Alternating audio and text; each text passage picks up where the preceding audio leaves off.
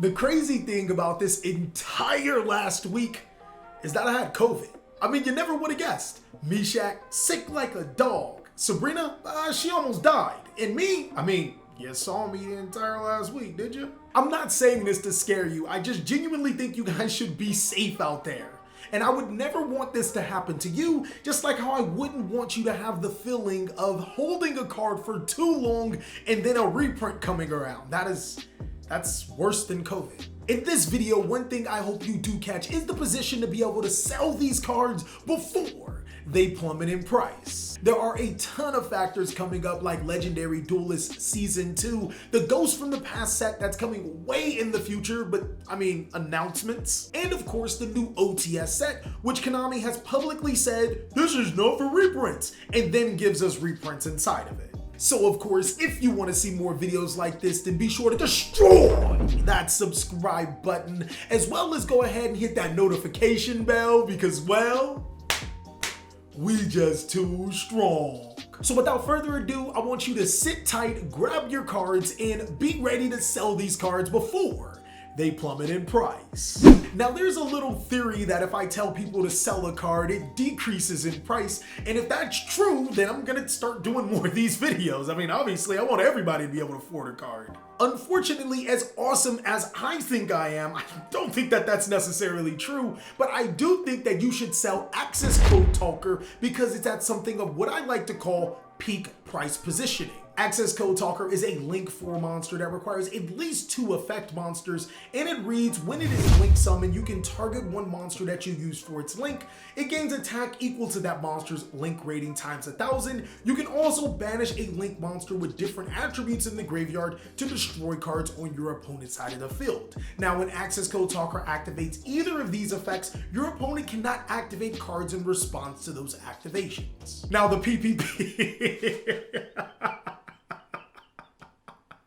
I should never do a board meeting. Now, PPP, or peak price positioning, means that a card has reached its limit, its overall maximum value that it could ever go. Granted, this situation is decided by a number of factors. The first, you must address if the card is being competitively played, how many copies of said card is being played, and how much availability does the card have. Currently, Access Code Talker is from the Eternity Code set, which did not receive an a limited edition run. It's also played in almost every competitive deck in Yu-Gi-Oh!, and it's a pretty good card. All of these factors cause Access Code Talker to naturally shoot up to $100 per copy, but then it settled around the $82 price tag. Now, could Access Code Talker shoot up to that $100 price range again? Maybe, but it's more likely for Access Code Talker to keep its price or to drop in price over time. Factors from this include the Ghost from the Past set that can possibly reprint Access Code Talker, the 2021 Megatons, and the Battles of Legends set that is coming this year.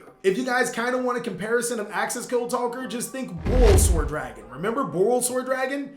Pepperidge Farm remembers BORRELSWORD Dragon. You guys got rid of it for Access Code Talker. Pepperidge Farm remembers. A card that has a confirmed reprint in the Dragons of Legends Season 2, so you probably should get rid of these cards like now, is Photon Orbital. What Photon Orbital does is that you can target one Photon or Galaxy monster you control and equip this card with it. That monster gains 500 attack and cannot be destroyed by battle. This is insane. This is everything we've been looking for a Yu-Gi-Oh card. Those Galaxy monsters are too strong, guys. Wait, there's more? Okay, because that's not the good effect. I just wanted to, more. The rest of Orbital's effect reads that you can send it as an equipped card to the graveyard to be able to add one Galaxy or Photon monster from your deck to your hand. Now, Galaxy Photon players may be praising for this card, but ABC players may praise just a little harder. The reason why ABC players enjoy this so much is because you can use Union Carrier to equip Photon Orbital to it, and then you can use Photon Orbital's effect to search a Galaxy Soldier. This essentially makes Union Hanger a 1-card ABC Dragon Buster and Cyber Dragon Infinity. And in case you didn't know, that's pretty good for 1 card. Now, I know I've talked about ABC just a little too much, so to bring it back to Photons, for you ladies and gentlemen that want to see an amazing Photon duel, be sure to destroy that like button and let us know down below in the comment section. We might have something in the works. Now, the huge problem is that Photon Orbital was a $50 ultra rare from the Legendary Duelist set that nobody really invested into. Fortunately for us, in Legendary Duelist Season 2, it not only gets reprinted, but it comes out as even a higher rarity. This means that the ultra rare copies are cards that you should sell before it's too late. Secret rare copies of Photon Orbital are already as low as $7 for a higher rarity. If you can flip ultra rare copies of Orbital, do it right now before it is too late. Moving forward to a card that got a confirmed reprint, but will be reprinted in April, is Raid Raptor Tribute Lanius. Now, what Raid Raptor Tribute Lanius does is when it is normal summoned or special summoned, that turn you can send one Raid Raptor card from your deck to the graveyard. Raid Raptor Tribute Lanius made his debut in the Wing Raiders. The set is named Wing Raiders. Ring Raiders. God damn it! The Wing Raiders set is known for giving us Phantom Knight cards, but the Raid Raptor monsters flew under the radar and have now skyrocketed in price due to popularity. This has made Raid Raptor Tribute Lanius soar to an astounding $40 per copy, but fortunately for us, we are due for a reprint very, very soon. Ghost for the Past literally confirms that Raid Raptor Tribute Lanius will be reprinted. This is a card that I feel I'm gonna tell you again to sell before it's too late down the road in the future, but while we are here, you probably should be looking to flip these things sooner than later. Now, I do feel that card should be a certain price depending on how good they are, but this card is outrageous, and it actually fits our PPP scale. PPP. Every time, PPP. Oh man, we gotta name it something else. It's just not gonna work as PPP. Blackluster Soldier, Soldier of Chaos came out in the Battles of Legends Heroes Revenge set, and it actually has a really good effect. Its effect reads, if it's late summoned using a level 7 or higher monster, this card cannot be destroyed or targeted by your opponent's card effects. Also, if Blackluster Soldier, Soldier of Chaos destroys an opponent's monster by battle, it can gain one of the effects, it can attack again once in a row, or banish a card on the field. This card is phenomenal.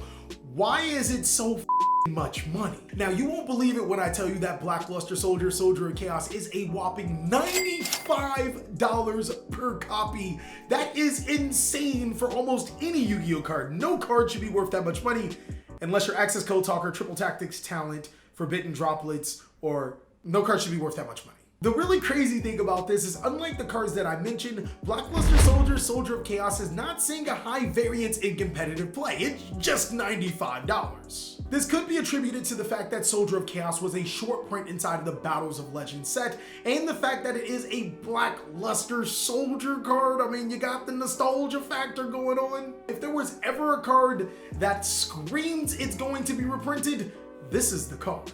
I don't know exactly when our Soldier of Chaos will be reprinted. Could it be in the OTS set? I mean, Konami has definitely disappointed me in that category. Could it also be in Ghost from the Past? I mean, yeah, I think that's actually the perfect set. Could it be in some random side set that nobody cares about, but since this card was reprinted inside of said side set, you have to buy it in order to get a chance or an opportunity to get a separate printing of this card? That might be it. I strongly feel that Blackluster Soldier, Soldier of Chaos is at that point in time where it can't get no much higher, and you probably should be looking to flip them. Moving back to Legendary Duelist Season 2, I said that there was a card that you should completely avoid. If you guys have not seen that video, go ahead and check it out. This is a card that if you have, you should look into selling like yesterday. CYBERLOAD Fusion is a pretty good quick play fusion spell card, which allows you to fusion summon by returning banished Cyber Dragons or Cyber Dragons on your field into the deck. That monster can only be the monster to attack, and that's pretty much it for CYBERLOAD Fusion. Now, at some point in time, CYBERLOAD Fusion shot up from a $3 super rare from its respective set to a $20+ Yu-Gi-Oh card, which was outrageous. Not only in the Legendary Duelist Season 2 set, you get a reprint of this card, you actually get a higher rarity version. I don't think that collectors in this particular sense would be more apt to buying the super rare copy, mainly because there's no nostalgia for this card. It was strictly for, I guess, competitive relevancy. With that being said, the ultra rare copy in theory is a lot more valuable than the super rare copy, and the super rare copy, I don't even know why we're even talking about that anymore. I'm not trying to cyberload your circuits, but I definitely think if you have an overload of these cards, flipping them as soon as possible should be the thing you should do. And the last card I want to talk to you guys about, staying on Legendary Duelist Season 2, Bingo Machine Go is a card that was never good. Unlike the previous cards that we've talked about, Bingo Machine Go is a card that never really seen any competitive relevancy, mainly because Blue Eyes struggled to be competitive. And even when Blue Eyes was a competitive strategy, Bingo Machine Go didn't necessarily fulfill the requirements to make this a better strategy. I mean, don't get me wrong, on paper this card seemed really good. Bingo Machine Go allows you to reveal 3 cards from your deck that meets the particular criteria of being a Blue Eyes monster or a spell or trap card that specifically lists Blue Eyes White Dragon or Blue Eyes Ultimate Dragon in its card text. Your opponent will randomly select one of those cards and add it to your hand. The problem with this is that there's not really a lot of good cards that Bingo Machine Go can reveal. Cards like Sage with the Eyes of Blue and Whitestone, a Legend, are great cards if Bingo Machine Go could actually search them.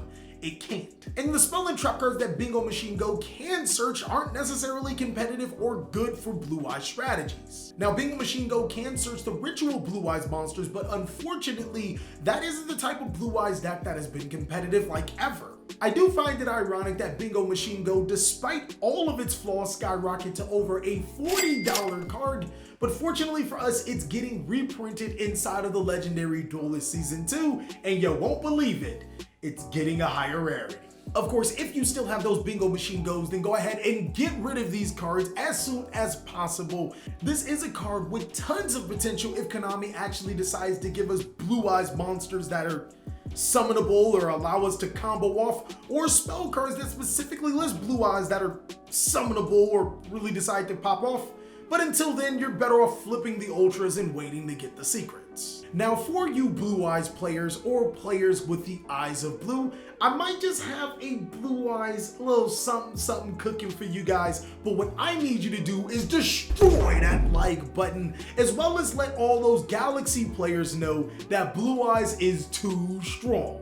Well, that is all that I have for cards that you should sell before they plummet in price. Whether you take my advice and decide to flip these cards and wait a little longer, or you don't take my advice, I hope you really enjoyed the video. As always, if you want to see more amazing CaliEffect content, then go ahead and check out these two, as I'll catch you on the next video.